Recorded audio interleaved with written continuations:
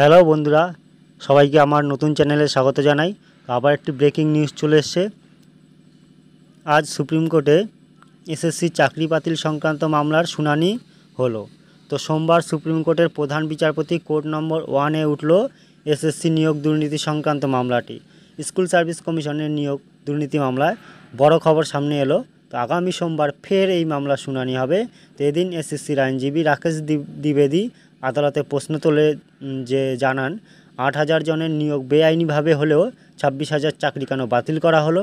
যদিও পাল্টা প্রধান বিচারপতি প্রশ্ন তুলে বলেন, বেআইনিভাবে নিয়োগ হয়েছে এমন অভিযোগ জানার পরেও কিভাবে সুপার নিউমেরিক পোস্টের অনুমোদন দিল মন্ত্রিসভা, কেন সুপার নিউমেরিক পোস্ট তৈরি করা হলো।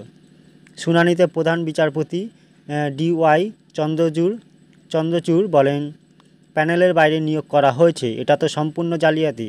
তবে কলকাতা হাইকোর্ট তাদের রায় জানিয়েছিলেন যে মন্ত্রিসভার বিরুদ্ধে তদন্ত করতে পারবে সিবিআই। সেই রায়ের স্থগিতাদেশ দিল সুপ্রিম কোর্ট। তো প্যানেল বাতিলের যে নির্দেশ কলকাতা হাইকোর্ট দিয়েছিল, সেখানে কোনো স্থগিতাদেশ সুপ্রিম কোর্ট দেয়নি। ফলে চাকরি বাতিলের যে নির্দেশ তা আপাতত বহালই রয়েছে। সোমবার ফের এই মামলা শুনবে শীর্ষ আদালত।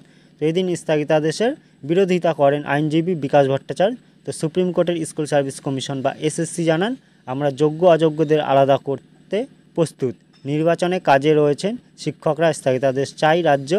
তো আগামী সোমবার ফের শুনানি। এদিন সুপার নিউমেরিক পোস্ট তৈরি নিয়ে মন্ত্রিসভা সদস্যের বিরুদ্ধে তদন্তে স্থগিতাদেশ দিলেও কলকাতা হাইকোর্টের বাকি রায়ে এখনও স্থগিতাদেশ দিল না দেশের সর্বোচ্চ আদালত সুপ্রিম কোর্ট।